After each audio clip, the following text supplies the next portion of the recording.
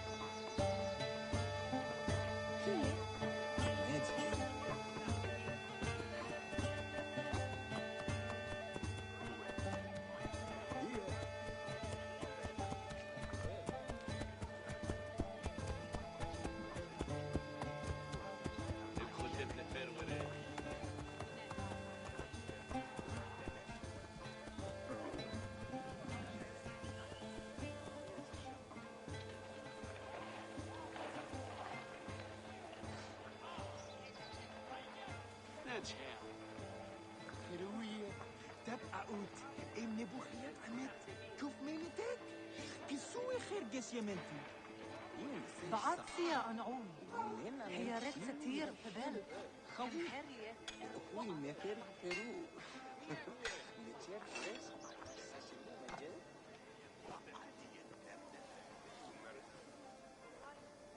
نيانيا.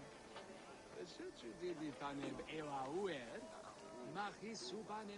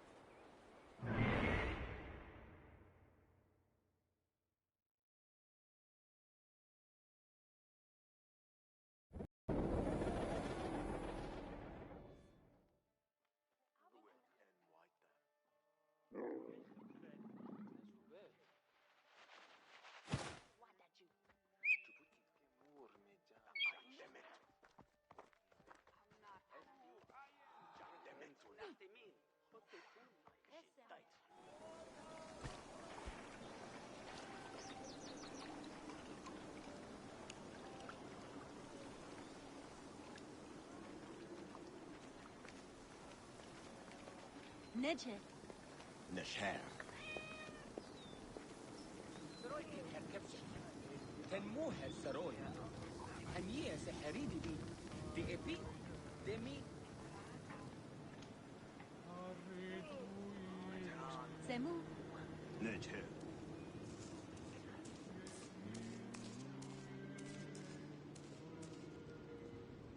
هم بودتنا في ورد.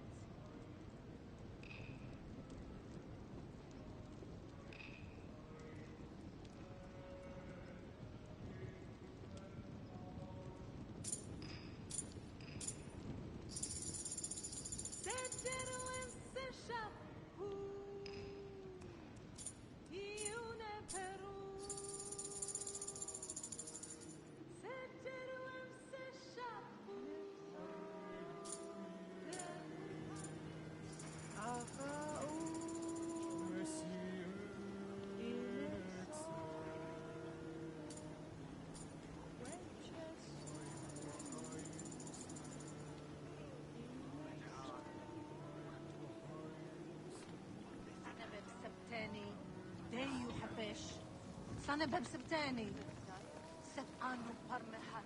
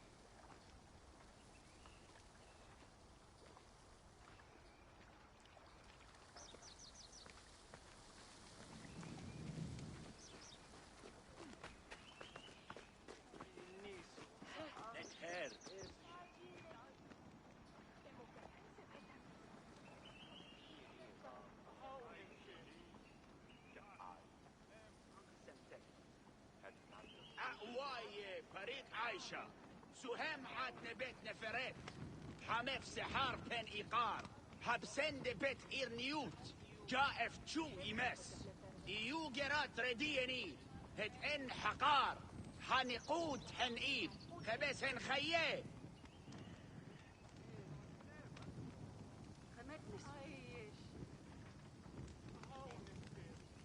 ونين بوت ونين منوي تبتعا هنسب إيرتو متيت إين بيتيو جير ركنة شير نون مهيه خير سحار نبهن بي ردي نفبر واي هرقعاش حيرتنو رنبتن جمنتو سبيم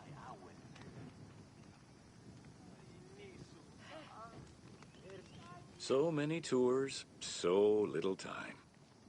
سجم نجس بران يوكيه هم بربن جتشن رنشن هنسشبن ما وعد السحاتف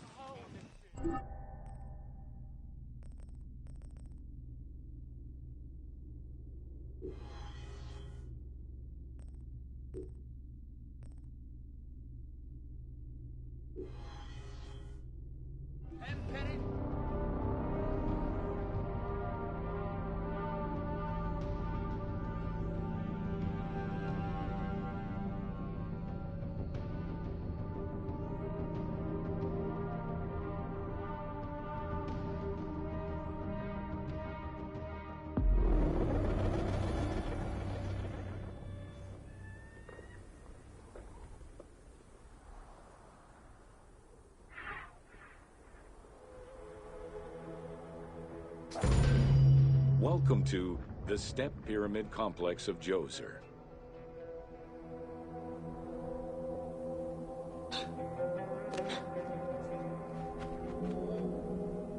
The Step Pyramid is at the center of an enclosed complex, comprised of temples, models of palaces, and artificial constructions, all built for the afterlife of Pharaoh Djoser. The funeral complex itself covers 15 hectares and is located on the highest point of the Saqqara Plateau. It's clear from the elaborate detail and scale of the complex that this was a technological marvel of its time. The only fragment of information regarding the design plans of the complex was discovered on a section of stone containing an architectural sketch of a vault.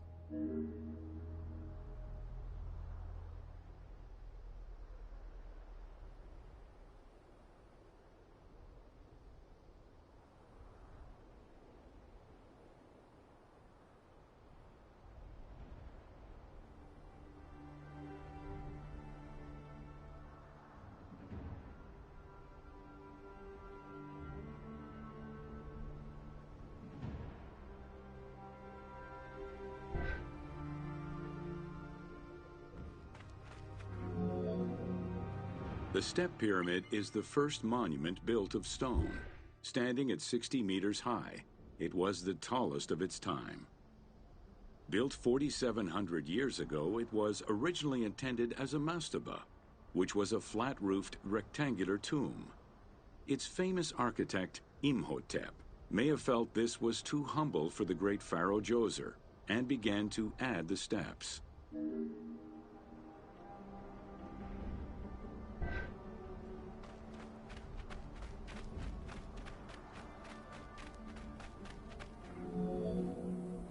The Step Pyramid complex is enclosed within a 1,600-meter-long wall that is 10 meters high.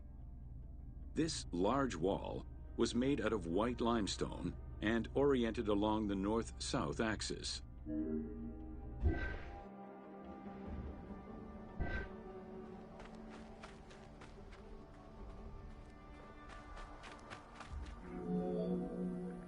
While there are 14 doors, only its eastern door was intended to accommodate the living. The remaining false doors were built as portals for the king's ka to pass through. Along with false doorways, the walls were designed with bastions and steeples resembling a defensive wall. The positioning of these design elements suggest that they were related to the Hebsed festival.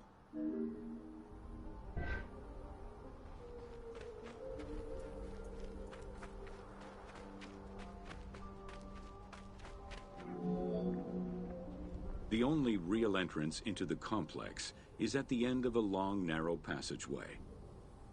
This enclosure has a stone canopy carved to resemble wooden logs. At the end of the passage is a large opening. Meant to resemble a doorway, it has carved doors and hinges that are permanently open and immovable.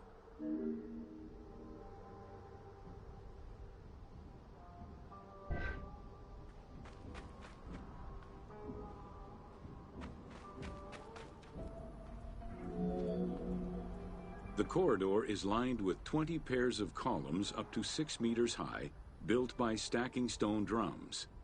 The completed facade was made to resemble reed stock bundles. Traces of red paint were found on the columns, along with black paint on the support walls.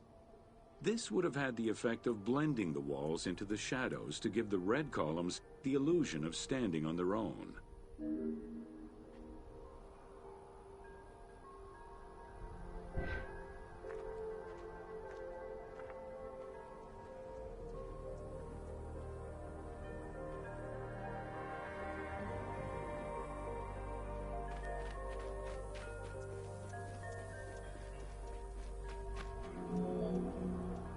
Chambers are located on either side of the columns and are thought to be chapels representing the provinces of Upper and Lower Egypt.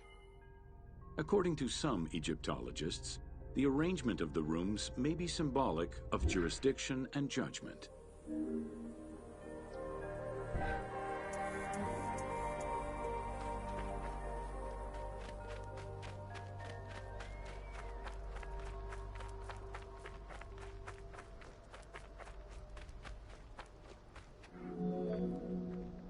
Guarded by a line of carved snakes, this tomb is located at the southern end of the courtyard. The burial chamber is beneath it, down a 30-meter deep shaft. The low-ceilinged chamber resembles a mastaba and is relatively intact compared to the later burial chamber. The tomb is made of pink granite, though there is evidence it was once polished limestone. Too small for a body, it is possible that the tomb was intended for the king's ka, or to hold the canopic jars containing the king's organs. Later traditions in burials would have the canopic jars in the same chamber as the body.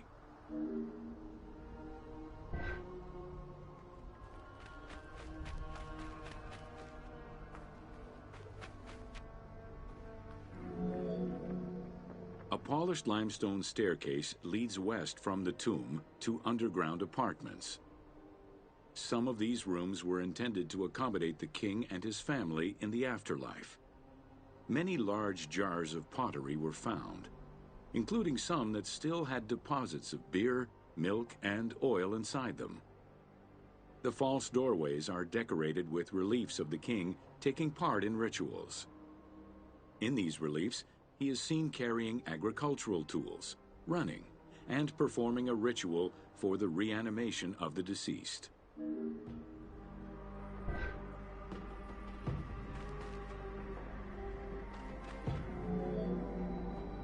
The architect Imhotep chose stone as a building material in order for the complex to last. Following the completion of the initial mastaba, Imhotep devised a burial of more ambitious dimensions. He set about stacking mastabas on top of each other.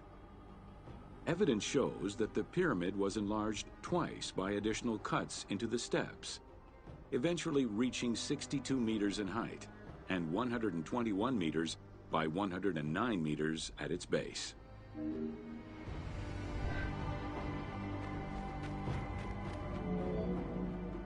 A staircase allowing the pharaoh to enter the divine world was represented by a tiered pyramid, oblong in shape, completely enveloping the original mastaba.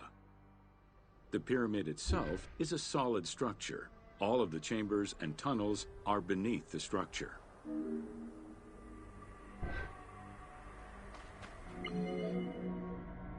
Pharaoh Djoser the Sacred was the founder of the Third Dynasty. He ruled for 19 years. During his reign, he was known as Horus Negereket, divine of the body. He was given the name Djoser several centuries after his death as a sign of respect, and he is regarded as one of the greatest pharaohs of Egypt. An apocrypha was drafted in his name during the Ptolemaic period, 2,500 years after his death.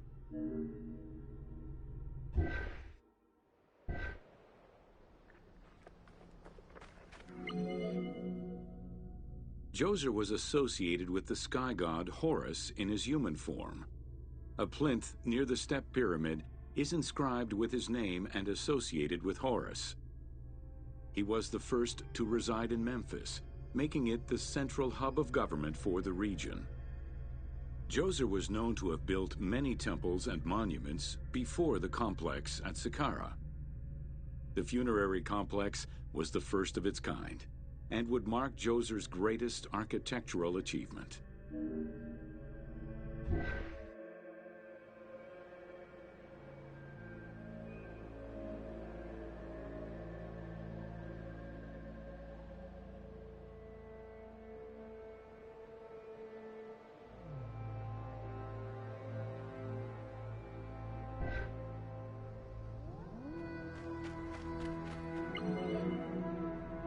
The funerary complex was built to resemble Djoser's palace, with the stone carved to imitate mud brick, trees, and reeds.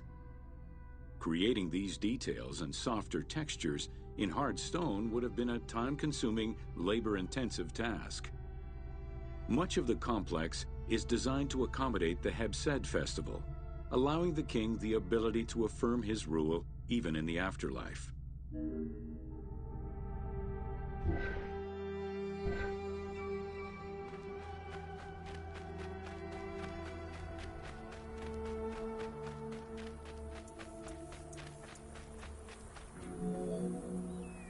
In the corner is a temple referred to as T.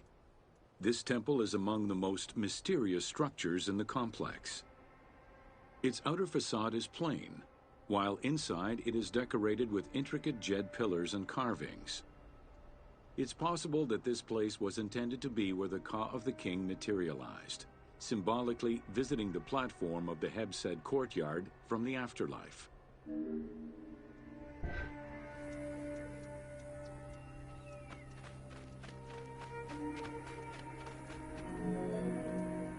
The Hebsed festival enabled the pharaoh to maintain universal order and renew godly powers.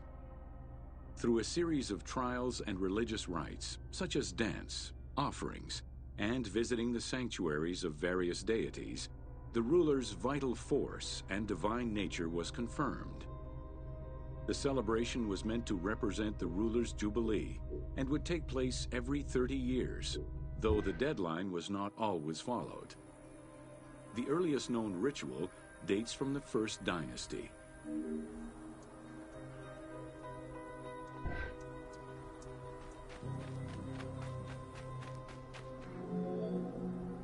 Within the complex of Djoser, southeast of the pyramid, is a dedicated space for this essential ritual to be performed by the king even in the afterlife. The Hebsed courtyard is lined with false chapels and equipped with a platform featuring 2 staircases meant to represent Upper and Lower Egypt.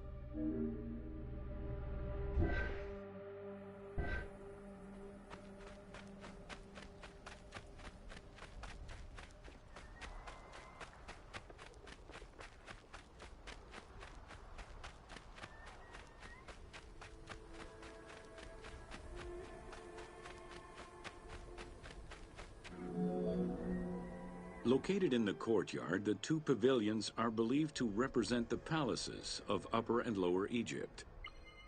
Rectangular in shape, the 2 replica structures face one another. Their facade is similar to the chapels of the Hebsed ceremony, with column crowns carved to look like falling leaves. Because Queen Hetep-Hernepti and Princess Inetkas's names were discovered on a stela near the pavilions, it is thought that these funerary chapels were intended for them.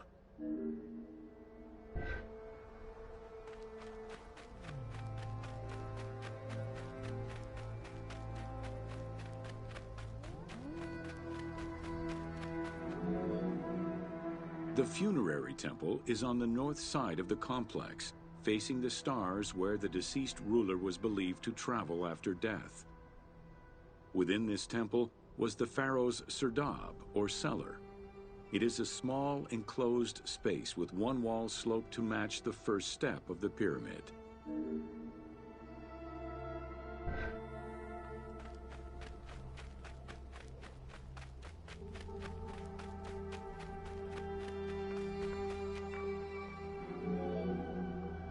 The north wall has 2 observation holes. A statue of Djoser is seated on the throne, wearing a mantle and a tripartite wig with a crown known as a nemes.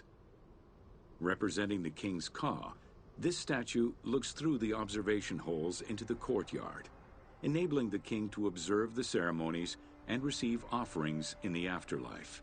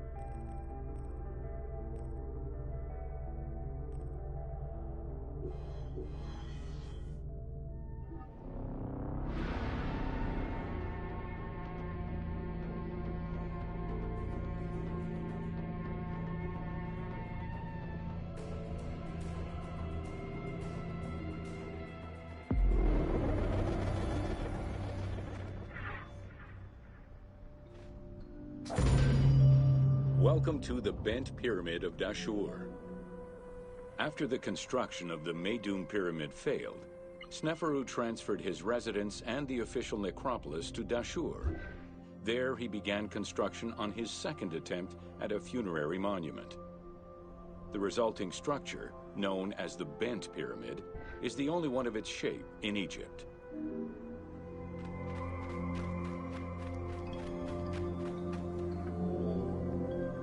Though the pyramid also proved unstable and was abandoned, it marked a technical and architectural breakthrough. Heralding an important design transition, the Bent Pyramid displays a shift from the step pyramid to a functional smooth-sided pyramid.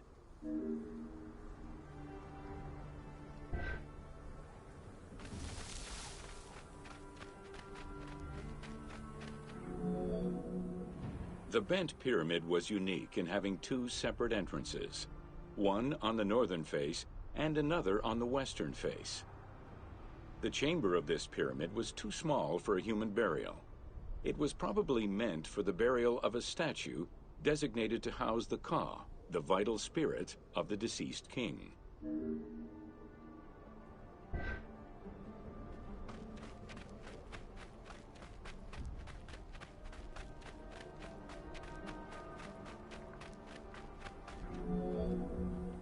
With the Bent Pyramid, architects successfully experimented with a completely new idea: to build the pyramid with a core of huge stones settled on a progressive horizontal design. This way, each construction phase could be completed in a single stage, allowing the architect complete control over every design element. Unfortunately, these precautions did not prevent sagging or cracks in the interior rooms of the pyramid. Sneferu abandoned the monument and began the construction of yet another pyramid.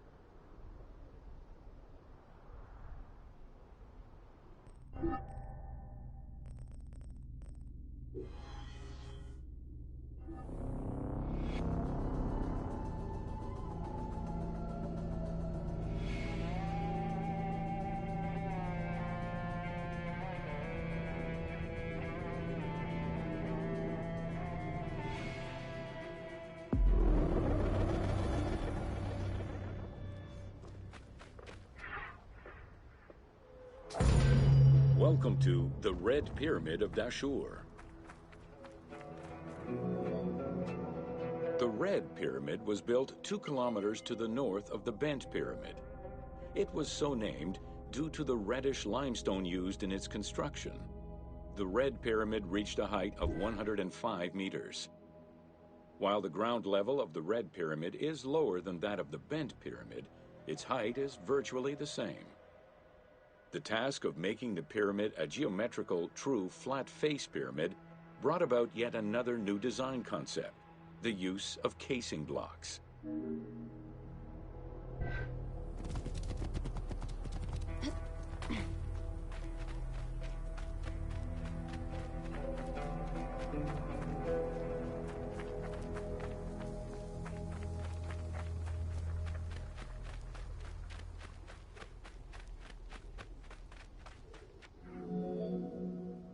The descending corridor of the pyramid, which opens to the north, arrives at ground level, where 2 almost identical spectacular chambers with high ceilings are aligned north to south and connected by a short horizontal passage.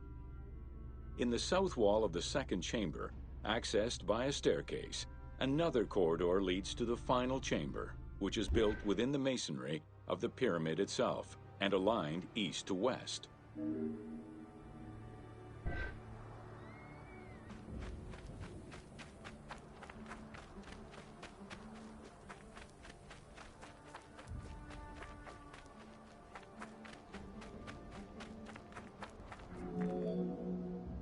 The annexes of the Red Pyramid consist of a small funerary temple located to the east.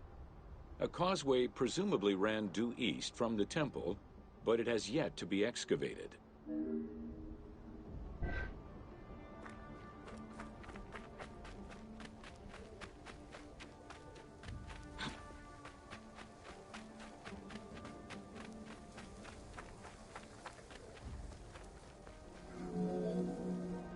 The Red Pyramid was structurally sound, and once finished, marked a remarkable design milestone. Finally successful in his attempts to build himself a suitable funerary monument, Sneferu knew his future beyond death was assured.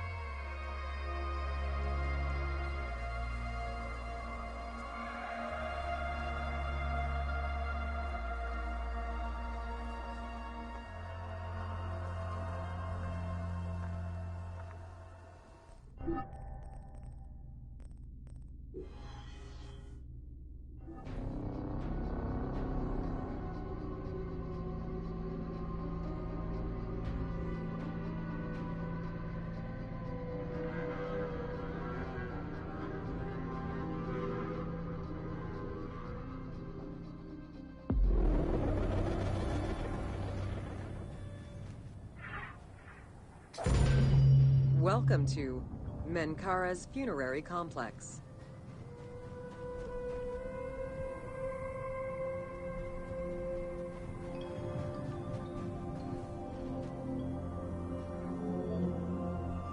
The dimensions of Menkaura's pyramid are much less grandiose. However, unlike its predecessors, Menkaura's pyramid shows a great deal of complexity in its internal and external finish. The outside was partially covered in red granite, while the internal walls were richly decorated. This latter innovation would not catch on until the end of the 5th dynasty, when pyramid texts began to adorn the walls.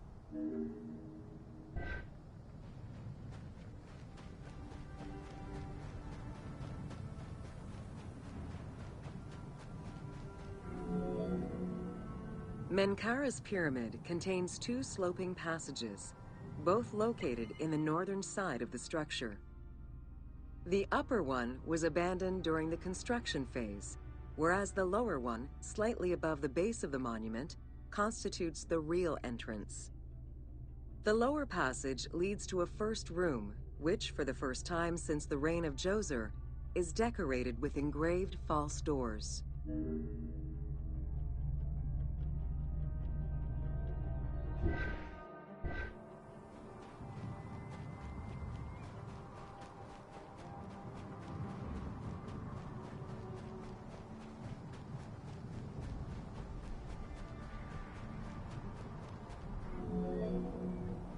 While Menkaura's pyramid complex was unfinished at the time of his death, it was hastily and somewhat shabbily completed by his successor, Shepseskaf. Even so, this funerary structure marks a watershed in the history of this kind of monument. From then onwards, the pyramid shrank, whereas the mortuary temple expanded both in its quantitative and qualitative aspects. Of particular note, it is within Menkaura's mortuary temple that one can find the heaviest block of limestone ever used for a pyramid complex, weighing in at over 200 tons.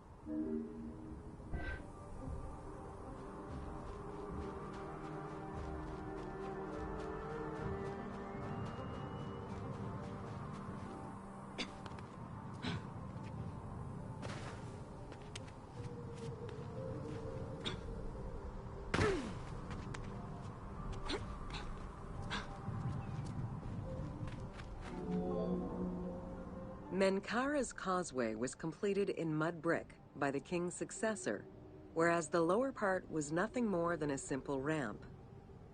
As for the Valley Temple, it was built in 2 phases. The foundations were first laid out in limestone during Menkaura's reign, but the temple itself was completed in mud brick afterwards.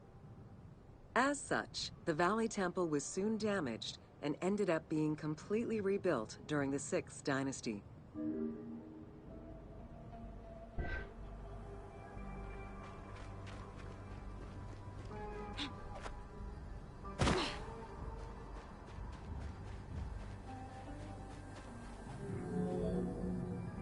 Three small structures, referred to as Menkaura's Queen's Pyramids, were erected along the southern side of the main pyramid.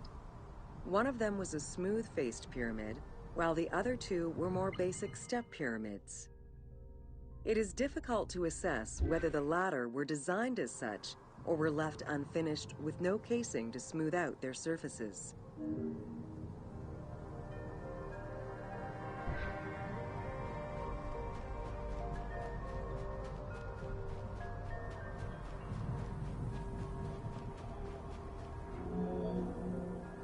The easternmost pyramid was built with the traditional rooms and corridors found within a satellite pyramid meant to house the king's ka. However, a granite sarcophagus was found within, leading to the conclusion that it was used as an actual tomb rather than as a symbolic cenotaph. Drawing on these observations, some assume that this pyramid was first built as a satellite pyramid for the king's ka, before seeing its purpose change to that of a queen's tomb. Which queen, however, remains a mystery.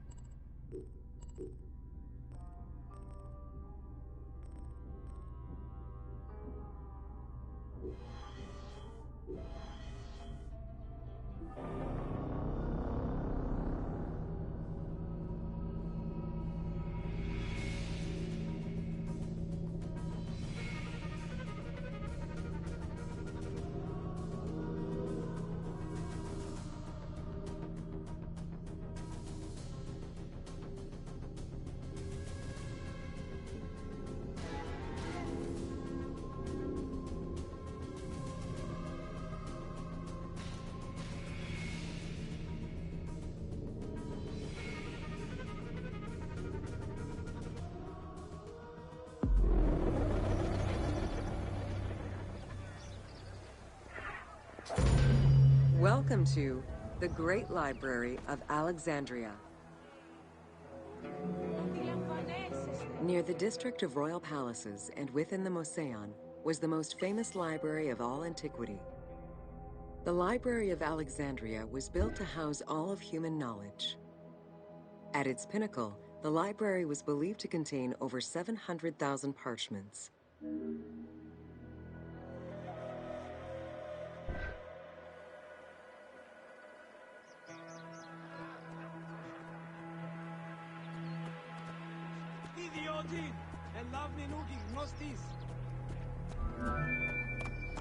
Throughout the centuries, fires and wars between Christianity and paganism destroyed the library, leaving nothing behind. The loss of the building, and more importantly, its vast collection, is immeasurable. As no descriptions are available, the team's rendition of the Library of Alexandria was inspired by the visuals of the Library of Chalcis at Ephesus.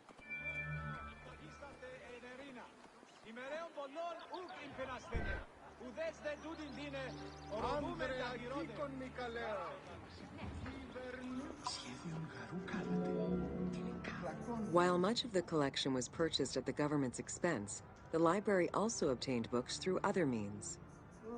Any books owned by travelers coming through the city were seized to be copied for the library.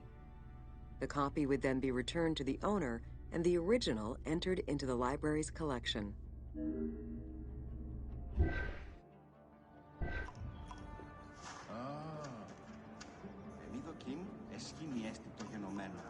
Πώς έπραξαν τούτον άνθρωπος τούτος.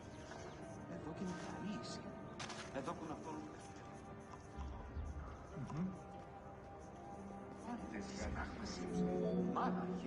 The great minds of antiquity were usually well versed in many disciplines, which were often associated to specific schools of thought. The Peripatetics, the Stoics, and the Cynics were among the most well-known schools of the time. It is clear that Alexandria lived up to its fundamental role as a city for intellectuals, nurturing many great minds whose impact reverberates through our modern world.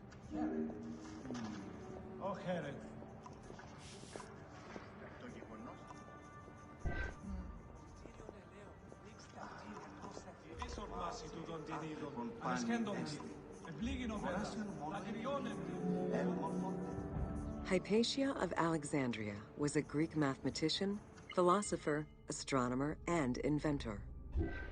Though born in Greece, she eventually migrated to Alexandria, like many great minds of the time. It is there that she became the head of the Neoplatonist school of Alexandria.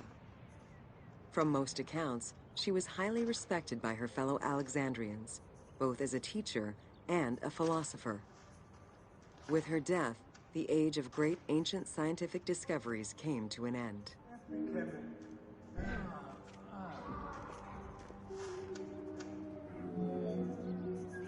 Callimachus was born in Cyrene and educated in Athens. After his studies, he to work in the Great Library. A poet and a critic, he strongly rejected the epic format of Homeric poems, and instead fervently supported a shorter, more judiciously formulated style of poetry. His epigrams and elegiac poems were emulated by later poets. His work was extremely popular, second only to Homer's own works.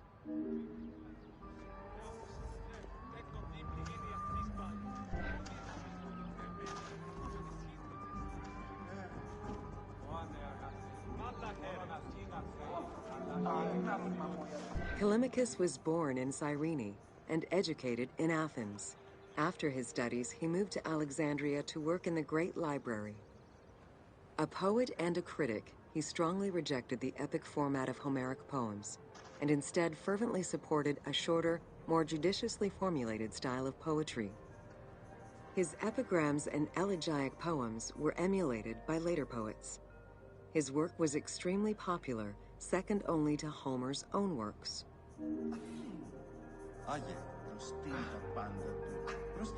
Δάνειον της βάστας των παρευριστένους έλογων. Ο ηγέτα, Άγιε, φέρε τον ημών χθόνα και τα υποδήματα. Είναι εδώ, τα και υποδηθούς.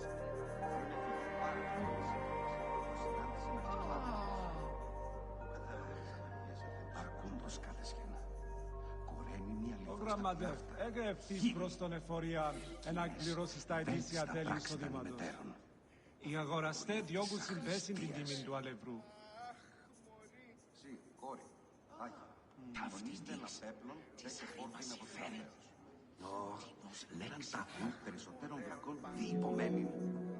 It was in Alexandria that mathematician Euclid, the father of geometry, wrote the Elements, laying out the foundational work of what would become modern algebra and number theory. Euclidean geometry would become one of the most influential systems in the evolution of mathematics. Έσχος η κατάσταση στη αυτήν. Ουκ έστειν σωτηρίαν της μόριας. Γραμματεύ, καλή τον ταμιάν να δώσω αυτόν αγύρια προς το κοινόν ταμείο. Επουλήσαμε 2 ασκούς αλευρών, άρα μενούσιν 3 για τον ναό. Γραμματεύ, όπου έφυγες το συμβόλαιο για την αγορά δέντρων και της ύλης. Άχε, φέρεν μου. Οφειλούμε να αυξήσει την ημερήσια παραγωγή αλευρού. Γραμματεύ, καλή τον ταμιάν να δώσω αυτόν αγύρια προς το κοινόν ταμείο. Οι αγοραστές διώκουν συμπέσιν την τιμή του αλευρού. Σιωπέ, κόσμησε το γραφείο να περθέντο σε Πού και θέλουμε να σε απεργίες τους εργαζομένους.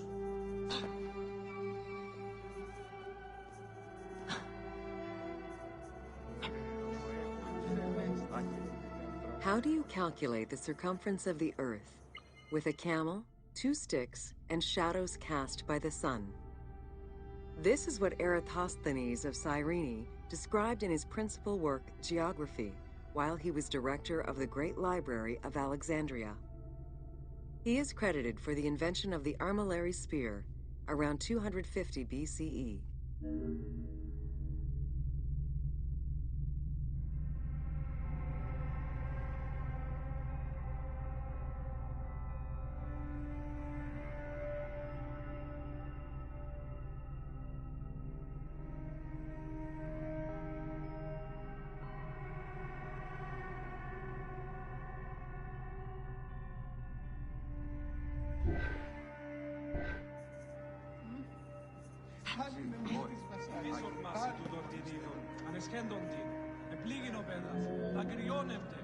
The earliest known and most complete armillary sphere of antiquity was the Meteoroscopion of Alexandria, with an imposing 9 rings compared to the 3 or 4 of most other astrolabes.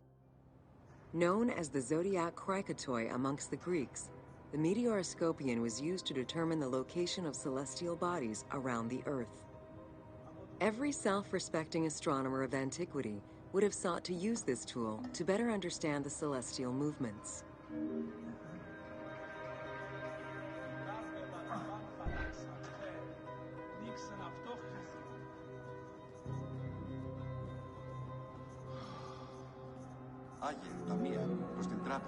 Pythagoras of Samos was a well-known and respected philosopher and mathematician.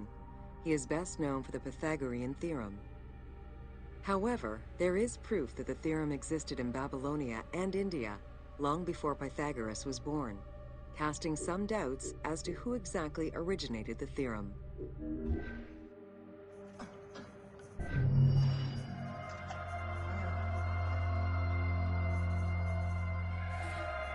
Μάγειρα, κάλεσαν τους δούλους για να φέρουν στο μαγειρίον των ίνων ενεργής ασκής. Εις των αλευρών ετρόφιων απόλεσεν την θύρα.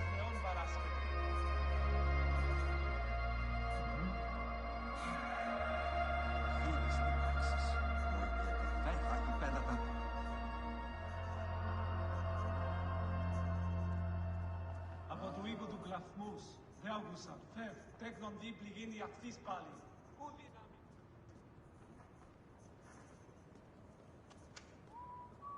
Τι σφάλμα δε αυτής πάλι, χείρεμ τον δε. Μουσιφορά.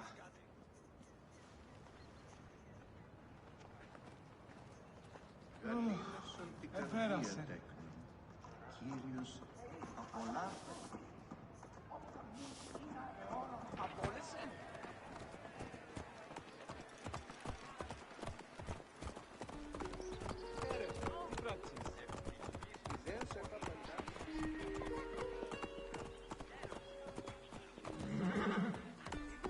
Γραμματεύ,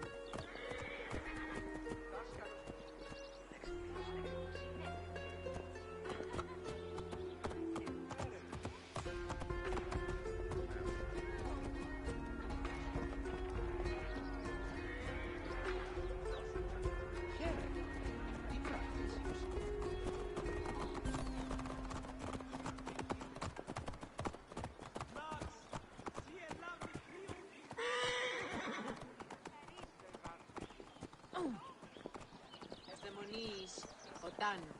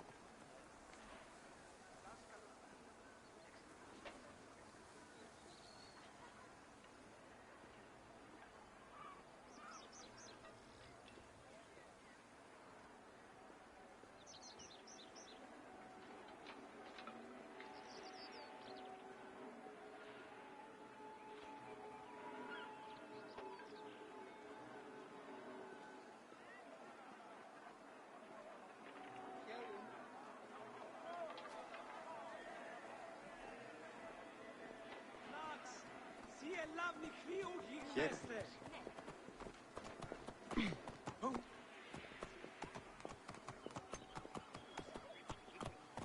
Αμάξα ελάβνης καγκίστεως, αμέλισσον.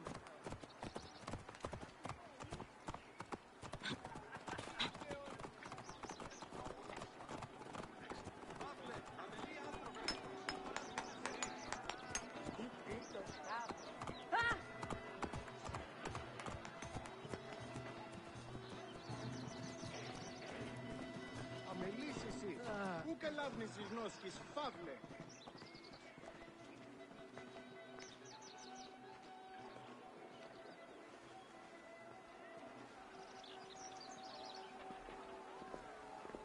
Χέρι. Λαμπρός έχω.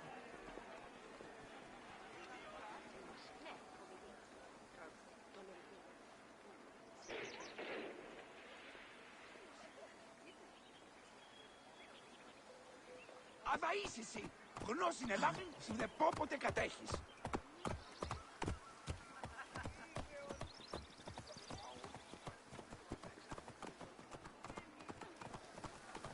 Οφθαλμούς σου κατέχεις ή τι του οίκου σου.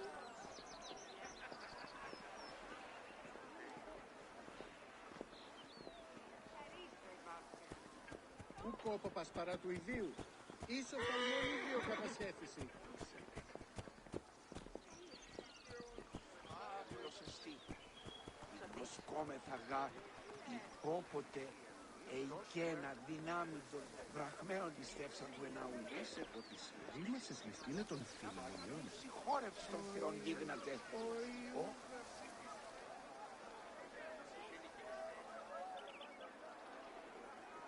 Είστε στην γειτονία ημών συμφόρων. Θάλας αυτός της τύχης και γίνει αυτού. Της κοιμάς η βάση από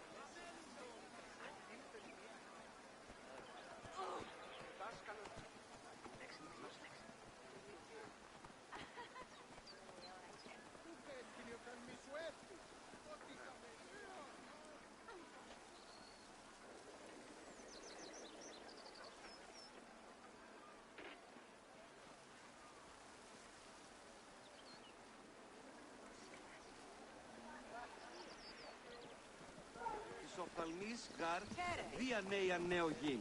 Ου κοράς φλάξ.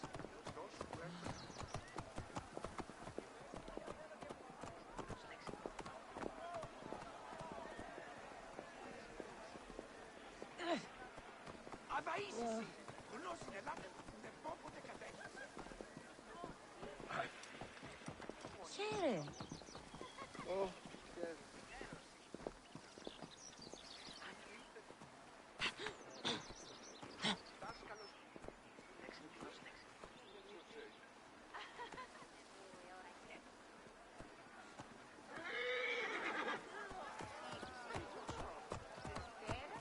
Χέρι.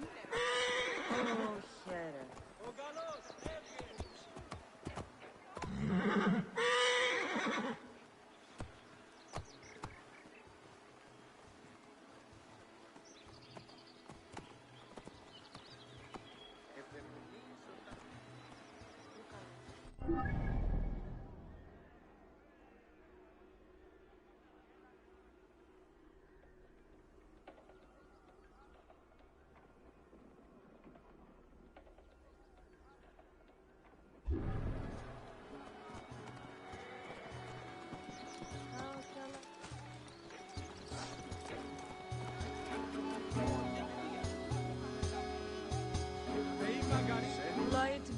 Phoebus, I am but your lyre.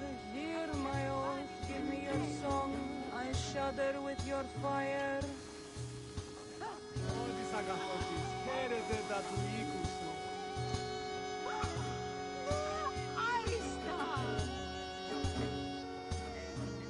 How shall I sing of thee, brightly shining one? Rocky Dilos hunter, Litos golden sun. How shall I sing of thee, brightly shining one? Rocky Dilos hunter, Litos golden sun. Light bringing Phoebus, I am but your lyre. Hear my oath, give me your song. Ό,τι αμελεί.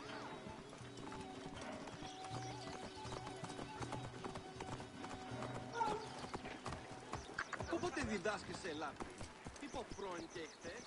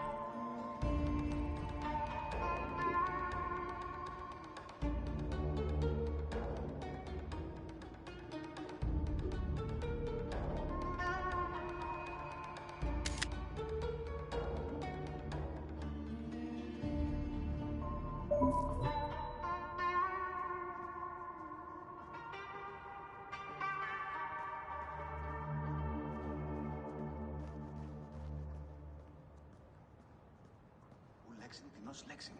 Εντάξει. Κινδυνεύομεν. Ραβδούχοι όλθεν. Ορώντες ημών. Ω αγαθέ, Ολύμπιοι οι θεοί, είδαση τυπιείς και ανταμείψους σύση. Την καύτη πρωίαν συντυχάνομαι. Πέμπτη στα γλάτης.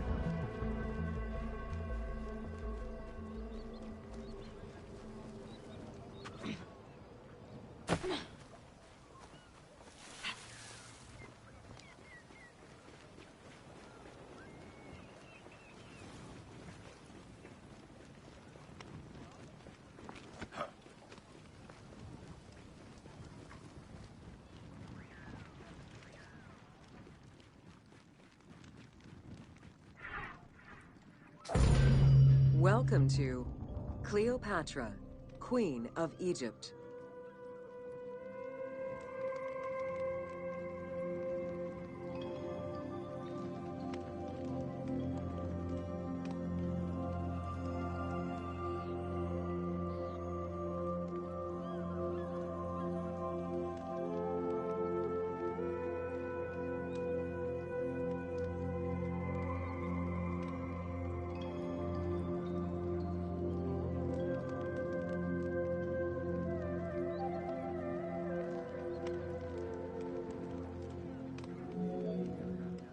Cleopatra VII Theophilopator ascended the throne in 51 BCE, at the age of 18. Though her early attempts to maintain power were often challenged, she eventually prevailed and became the sole ruler of Egypt. According to Plutarch, she was the only Ptolemaic pharaoh to speak the Egyptian language. Her intelligence, coupled with a good education and a great political mind, allowed her to make the alliances necessary to maintain the independence of Egypt while Rome was becoming a Mediterranean empire.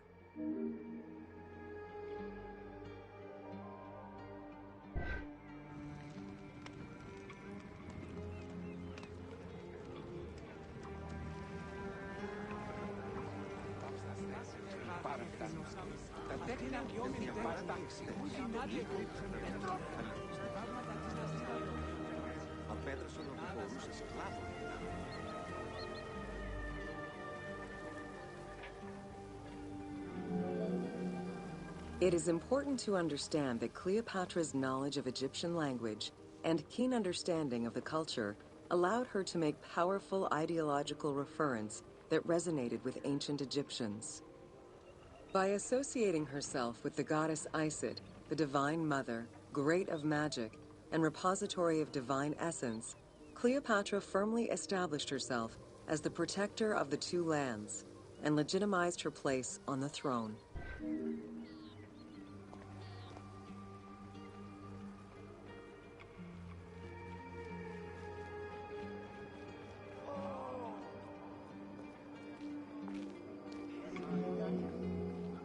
Upon his death in 51 BCE, Ptolemy XII Aulus bequeathed his kingdom to his daughter and eldest son, Cleopatra VII and Ptolemy XIII. As was custom, the siblings were married. The new pharaoh was 10 years old, his sister wife 17. The early years of their reign were not easy. Between 50 and 48 BCE, droughts and floods aggravated Egypt's problems. General Achilles and the royal advisor Pothinos kept intervening in the young ruler's political decisions and eventually colluded to turn Ptolemy XIII against Cleopatra. By 48 BCE, Cleopatra was in exile.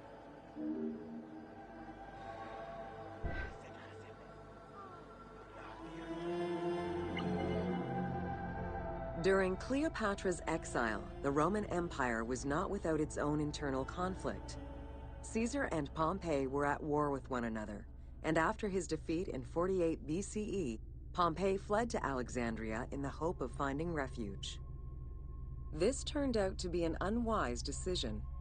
Listening to his advisors, Ptolemy XIII elected to have Pompey assassinated, his head kept as a gift, in the hopes of acquiring Caesar's favor. This gambit backfired. Instead of earning approval, the murder of a Roman greatly angered Caesar.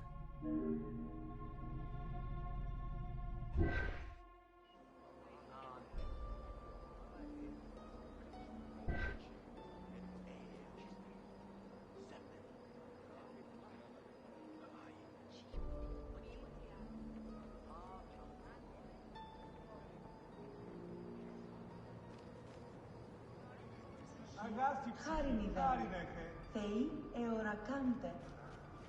Θεοί, γερόν, Τι απολαμβάνεις. Ευχαριν. χαίρον των θεών ευμένεια, αγαθήν.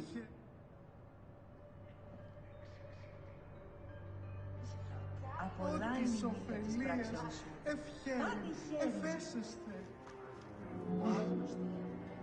Cleopatra, aware of Caesar's anger against Ptolemy for the murder of Pompey, decided to take advantage of the situation.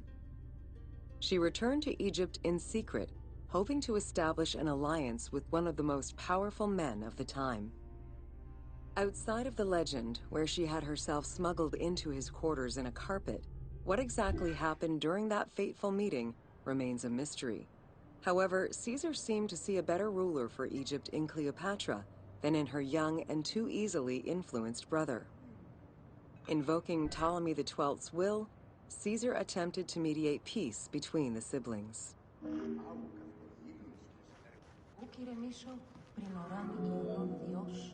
Ptolemy XIII was enraged by the turn of events, and his advisors were none too happy to see Cleopatra return. Urged on by General Achilles and Pothinos, the young pharaoh plotted against Caesar and Cleopatra, resulting in the siege of Alexandria in 47 BCE. It was in March 47 BCE that Caesar defeated Ptolemy XIII's forces. The young pharaoh drowned in the Nile after having fled the battlefield. With her opponents dead or powerless, Cleopatra married her other much younger brother, Ptolemy XIV, and finally claimed the throne of Egypt for good. The end of the Alexandrian War also cemented the romantic and political alliance between Cleopatra and Caesar.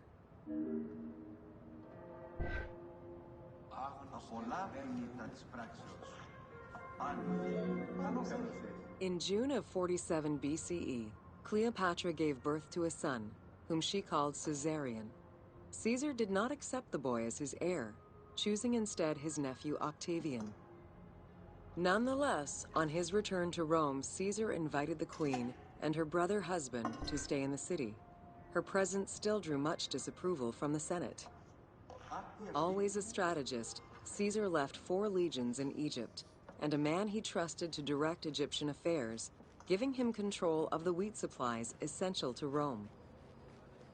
Cleopatra and her entourage remained in Rome until March 44 BCE, when Caesar was murdered.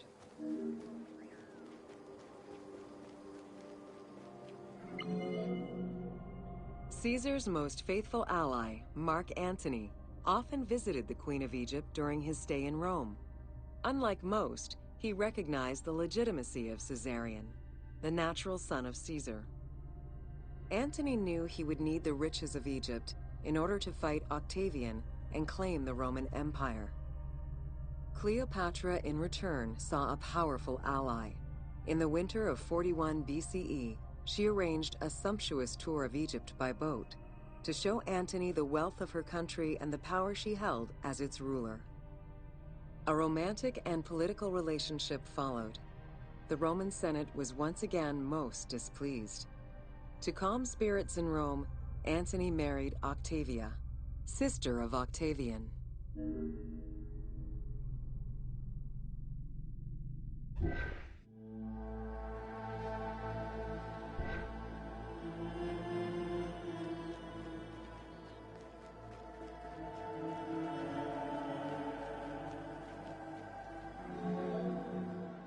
Despite his marriage to Octavia, Antony remained Cleopatra's lover, and she gave birth to their children.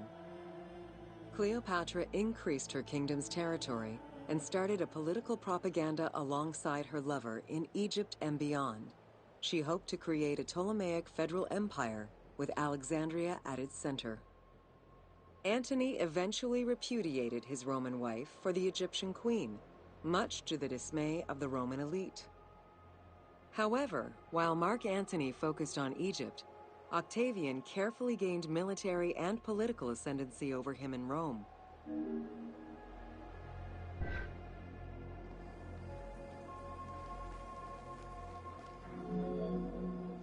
Octavian managed his own propaganda campaign and succeeded. The Roman people hated Mark Antony and Cleopatra. To avoid the censure still inherent in attacking a fellow Roman, Octavian simply declared war against Egypt. Rome's power still reigned supreme. The powerful Egyptian fleet, led by Cleopatra as well as Mark Antony's forces, were defeated in 31 BCE in Actium.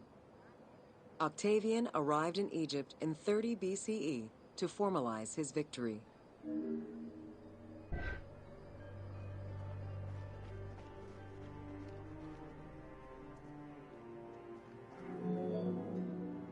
The following events remain difficult to confirm due to the many versions and legends around them.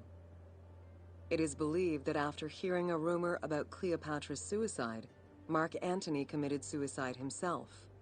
He was brought to the queen as he slowly passed away. Knowing that Octavian would have her chained and paraded through Rome in defeat, Cleopatra planned her own suicide. She most likely killed herself with arsenic, though admittedly, the version where she uses an asp to deliver a fatal bite may be considered more dramatic.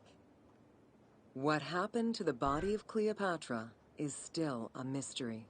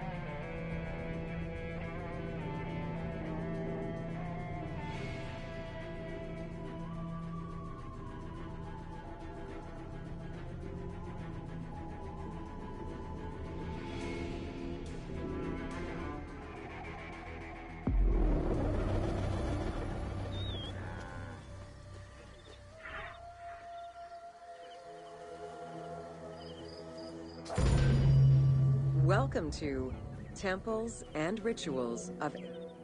During rituals and festivals, the god was carried on a solar barge between the areas of a temple or the temple.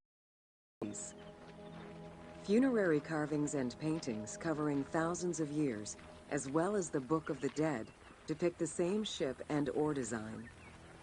Solar barges have been uncovered near or within several pharaohs' tombs. They were intended to carry the pharaoh into the afterlife.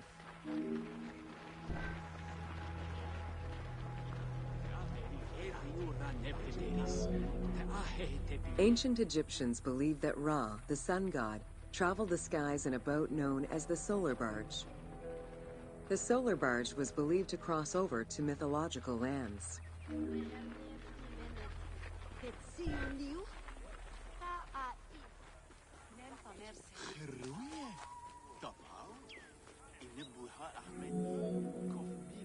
The god Ra believed mankind was conspiring against him.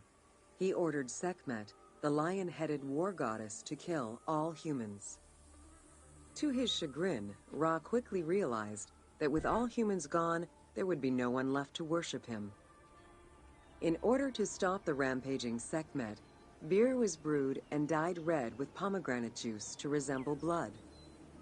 Sekhmet drank every drop of the brew she could find, eventually passing out drunk. When she awoke, she was calmer, and her lion visage had changed into Bastet. The Festival of Drunkenness was celebrated in honor of that myth.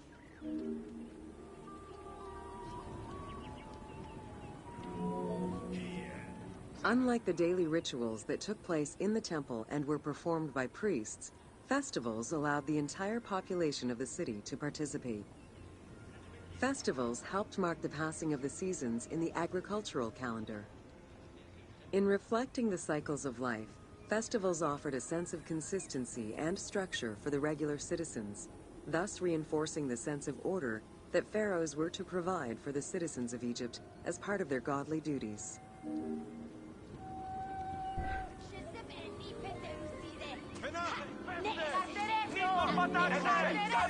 The importance of these festivals is demonstrated by their longevity. Records show that Osiris festivals occurred for more than 2,000 years. Some festivals serve to reinforce state control and promote the king's reign. Both the Opet and Sed Jubilee festivals were specifically intended to celebrate the renewal of the king's power.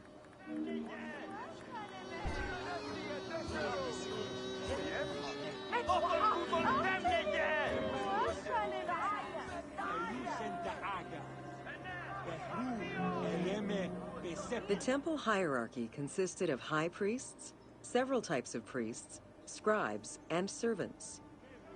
The high priest was known as the prophet.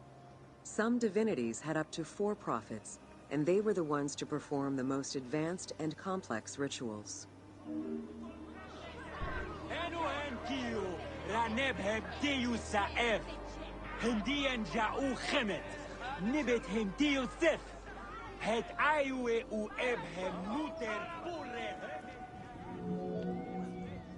Egyptian priests were not confined to solely religious tasks, and in fact had crucial roles in Egypt's administration, most of which served to reaffirm the pharaoh as the proper vessel for the gods. Their focus within the temple was centered on the proper conduct of daily divine rituals, rather than as custodians of dogma or the indoctrination of individuals.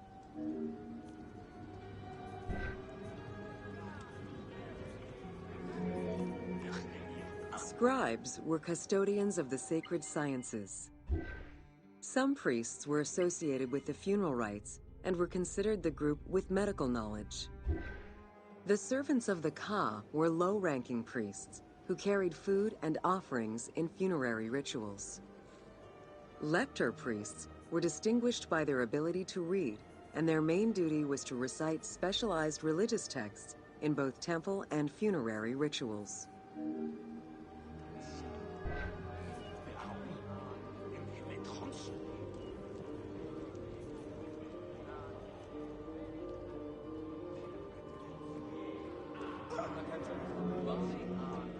Priests and all the officials who served the temple worked only 3 months a year, with each period separated by a quarter of inactivity, at least within the temple compound.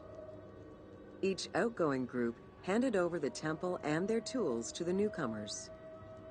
Only the high priesthood remained in permanent office within the temple.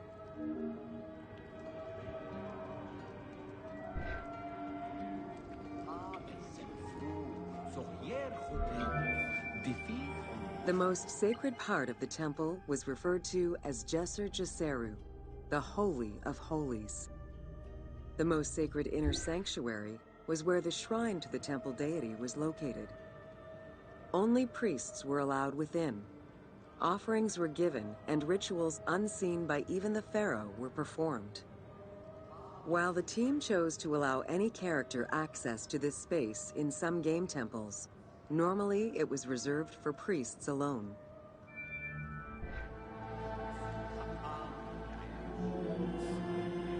Pharaohs and their priests often chose the site of these sacred temples because of some mythological connection or an alignment with the cardinal points and certain stars.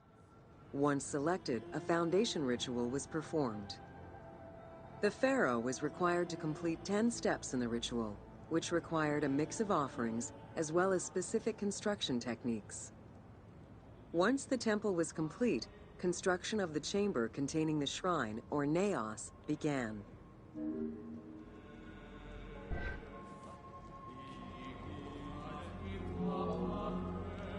The naos was where the god statue stood. The representation of the deity was usually in stone or wood and decorated with gold, silver, and precious stones. Smaller temples had only one naos, while larger complexes, such as the Temple of Karnak, had many chambers to honor gods, such as Amun, Ptah, and Osiris. Each statue was believed to be a receptacle for the presence or essence of the god's Ka, enabling it to take a physical form. Through the statue, the god came to the shrine to eat, drink, and communicate with the pharaoh, or with the priests standing in for the pharaoh.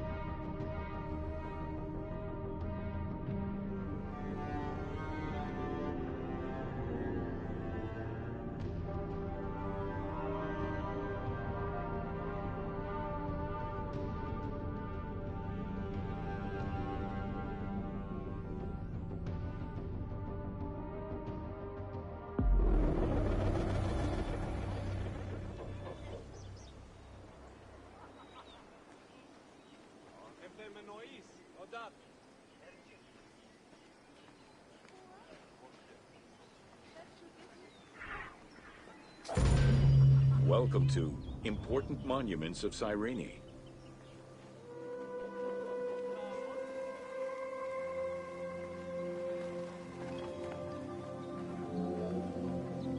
The sanctuary of Apollo sits on a prominent edge of the plateau of Cyrene, overlooking the Mediterranean Sea. It could be accessed either by the road from Apollonia via the necropolis or by the sacred way coming from the agora of the city.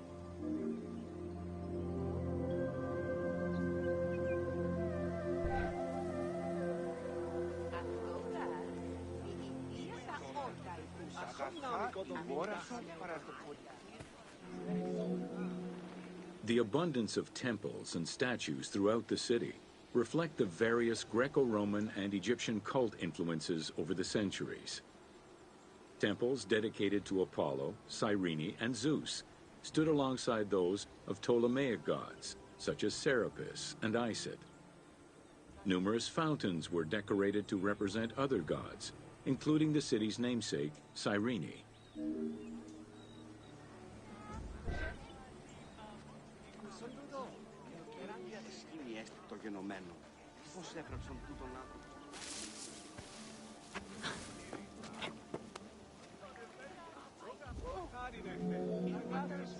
A vestibule known as a propylaeum marked its entrance and highlighted the fountain of Apollo. God of the sun and of protection, Apollo was an important deity to both Greeks and Romans. The sanctuary built in his honor was considered to be sacred.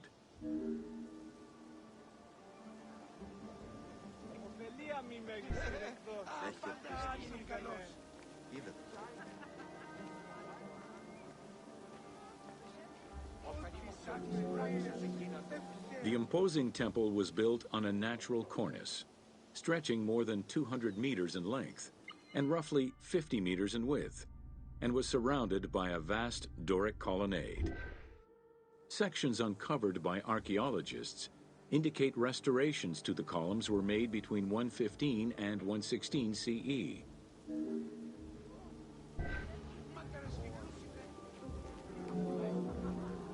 The altar was located in front of the temple. Both are estimated to be the same age, though restored at different times. Many bulls were sacrificed each year at the altar in honor of Apollo. The imprint in the stone of the ring used to strap the animals down is visible to this day.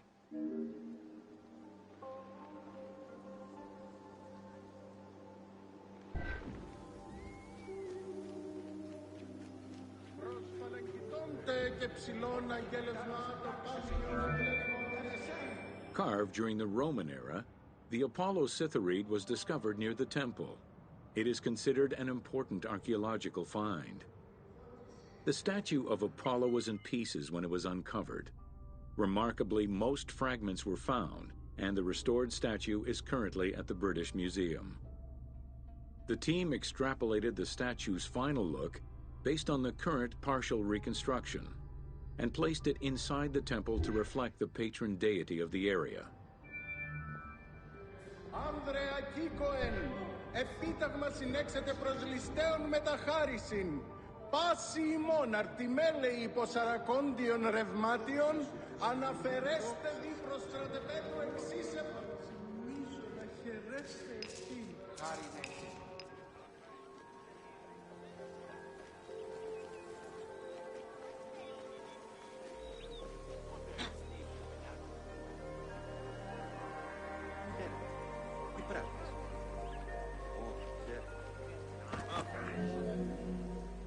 The amphitheater of Cyrene is located on what is known as the Terrace of Myrtosa, next to the sanctuary of Apollo. It was built on top of the old theater in the 2nd century. Originally used as a stage, the theater became an amphitheater once the taste for Roman gladiatorial entertainment reached the city.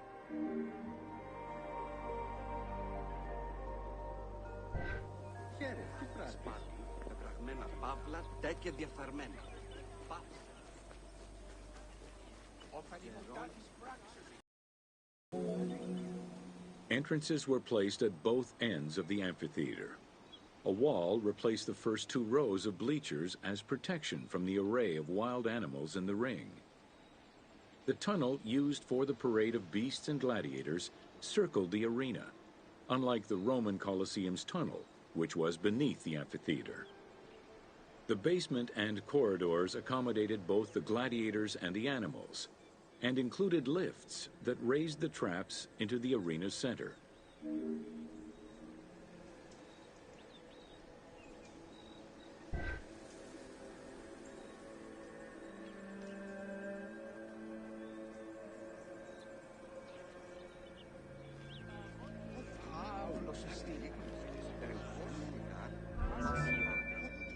Since the original theater was close to the cliffside, the expansion didn't allow for a perfect circle.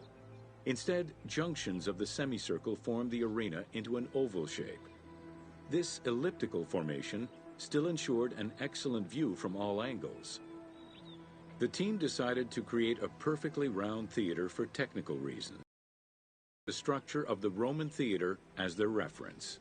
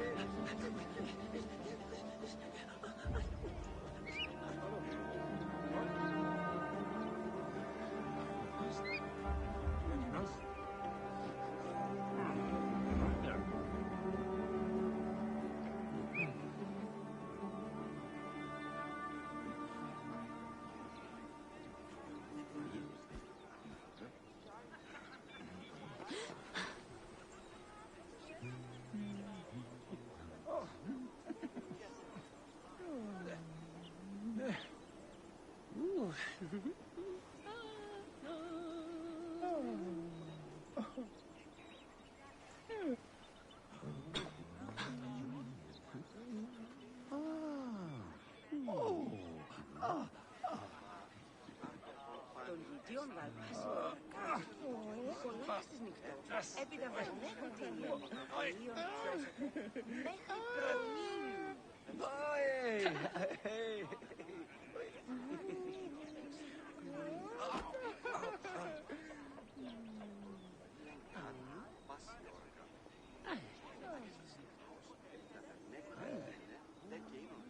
μέχρι προμήνου.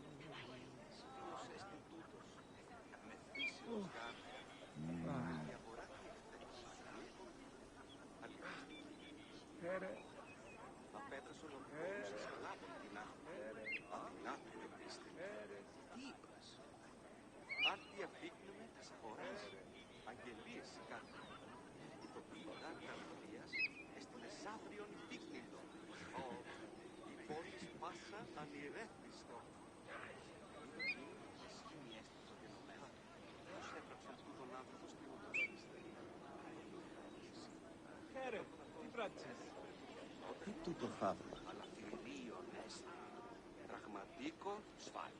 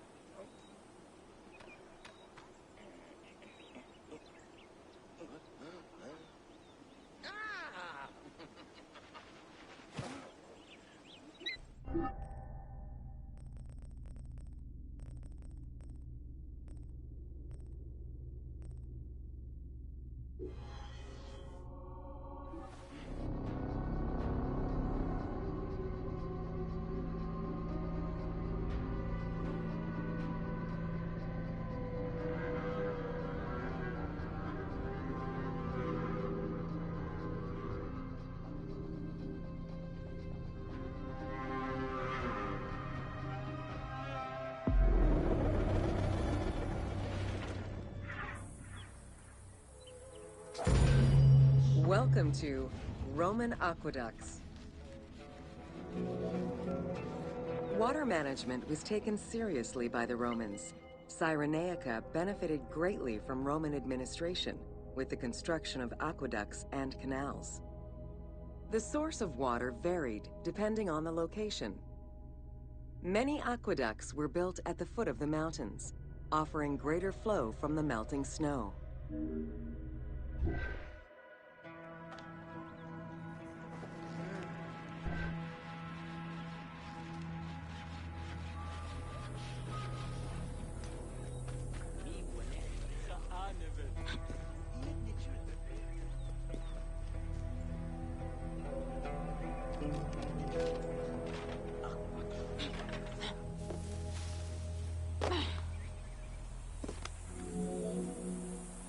The ability to transport water over a greater distance increased agricultural production. Some aqueducts were reported to be over 7 kilometers in length. Where the Greeks of Libya originally focused mainly on olive trees and figs, which required less water, the advent of Roman aqueducts allowed for a far greater crop diversity. Every farm's water use was carefully scheduled.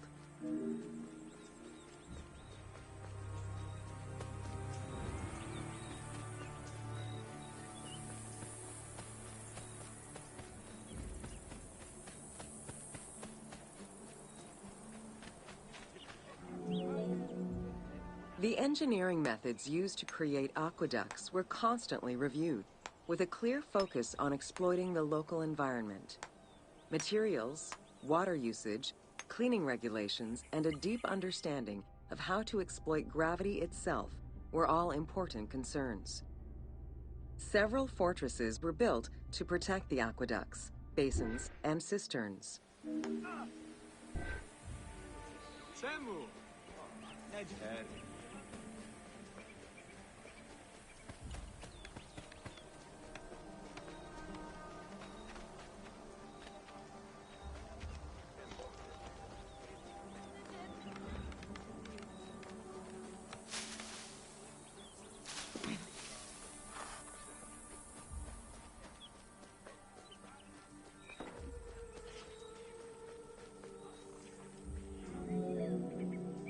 Additional water was collected with wells and cisterns, but aqueducts were the main supply of fresh water.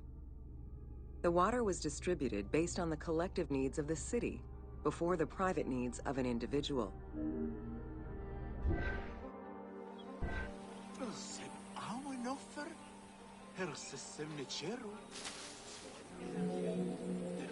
Almost all aqueducts ended in a fountain where the water circulated to clean the streets and supply bathhouses and latrines, thus improving the cleanliness of Cyrenaica's cities.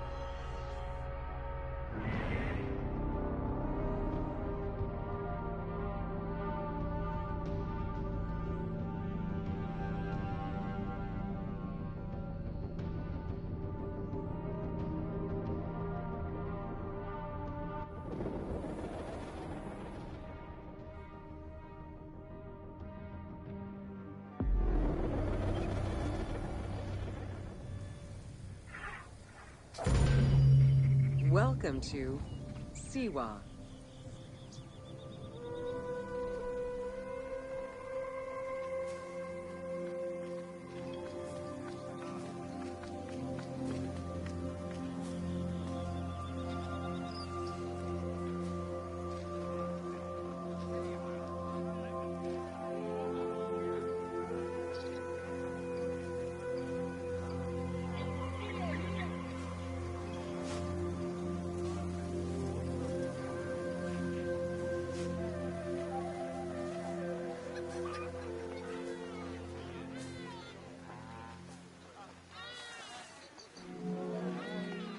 The Siwa Oasis is in the western desert of Egypt.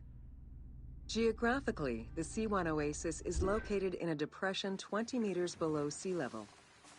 Its natural springs and warm climate aided in the bountiful production of date trees. Though clearly influenced to some degree by Egyptian and African culture, the area's isolation resulted in a unique society and language. While they worshipped the same deities, Siwan temple architecture differed from traditional Egyptian temples.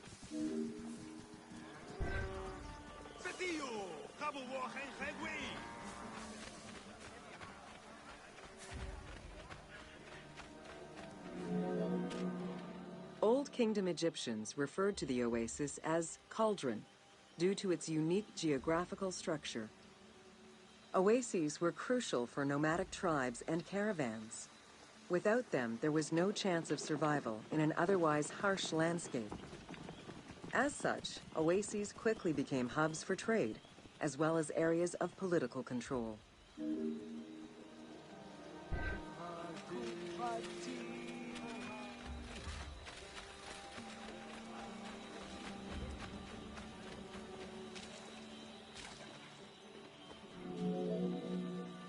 Because of the dry climate, there is very little rainfall to sustain the oases. Instead, underground rivers flood the natural basins. Since many oases have a north-south orientation parallel to the Nile, some geologists suggest they were once tributaries of the mighty river. There is evidence that ancient Egyptians attempted to create some oases.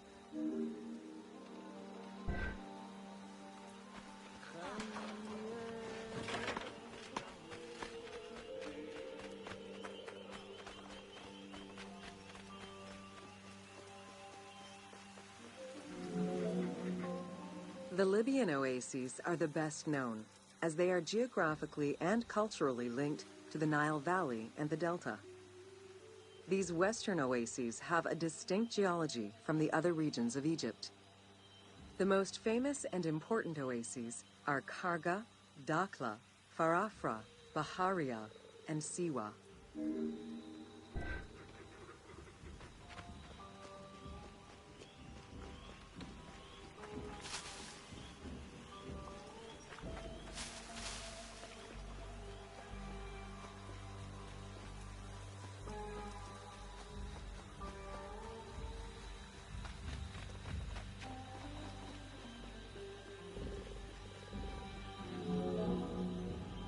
The Spring of the Sun is one of many thermal sources in Siwa, with the particularity that Cleopatra would have bathed in this one, giving it its name.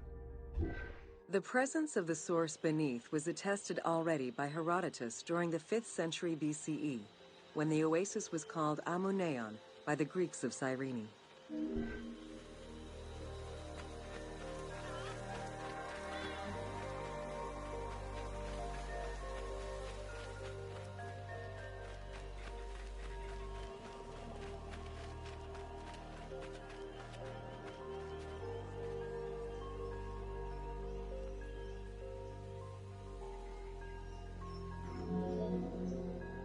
Oracles predicted the future, delivered omens that could be more or less obscure, and offered divine guidance. The Siwan Oracle was considered one of the 3 greatest of the ancient world, alongside the oracles of Delphi and Dodoni. Because of the Greek colonies in Cyrenaica, the temple associated Zeus with the worship of Ammon.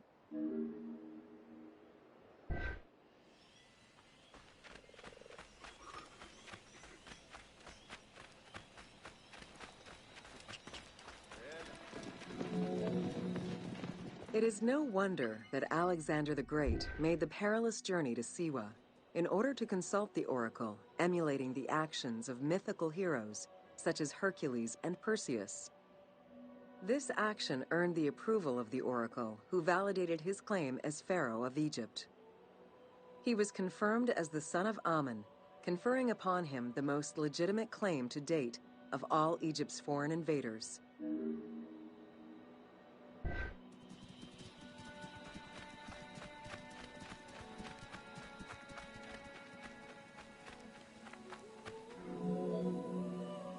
The powerful and the rich would send gifts or travel great distances in order to ensure their good fortune by gaining the blessing of the Oracle of Siwa. Every successful blessing only increased the soothsayer's prestige. Runner Eubotus, a famous citizen of Cyrene, consulted the oracle in order to know if he would win the 93rd Olympic Games race in 408 BCE. He did, enhancing the standing of the C1 oracle in the process. The Temple of the Oracle of Amun was built in the 6th century BCE by Pharaoh Amasis. In the game, its entrance is guarded by ram-headed sphinxes, the animal representing Amun. They were inspired by similar statuary located at the British Museum. Another option would have a Greek-influenced representation of Zeus Amun, a human-headed sphinx with horns. This representation of Zeus Amun was very popular in Siwa.